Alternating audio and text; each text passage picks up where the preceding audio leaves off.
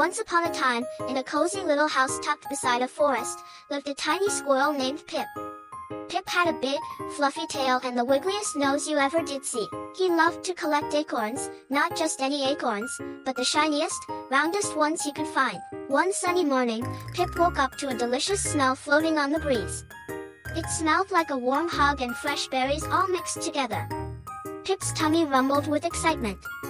What could that be? He squeaked to himself. He scampered out of his house and followed the wonderful smell. He zipped past tall trees, hopped over a babbling brook, and finally, he found it. A big, old bear named Barnaby was sitting on a log, holding a basket of yummy, purple blueberries. But Barnaby looked very sad. "Hello, Mr. Bear," said Pip in a small voice. "Why do you look so glum?" Barnaby sighed a big, shaky sigh. "I'm trying to make a special pie for my friend, Penelope the rabbit, but I can't reach the honey from the hive on that high branch," he said, pointing with a big paw. "And a pie needs honey to be sweet." Pip looked at the hive way up high. He thought and thought with his little squirrel brain. Then, his eyes lit up.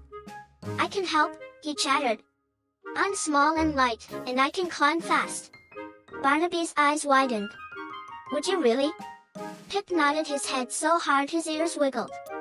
He scampered up the tree trunk, faster and faster, zipping and zapping between branches.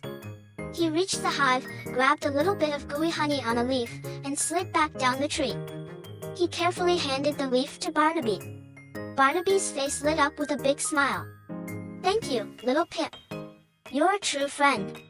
Barnaby mixed the honey into his pie, and it was the best, sweetest pie he had ever made. He gave Pip a small, delicious slice, and they sat together, eating pie and watching the clouds float by. From that day on, Pip and Barnaby were the best of friends, proving that even a tiny squirrel can help a big bear, and that's sharing AL.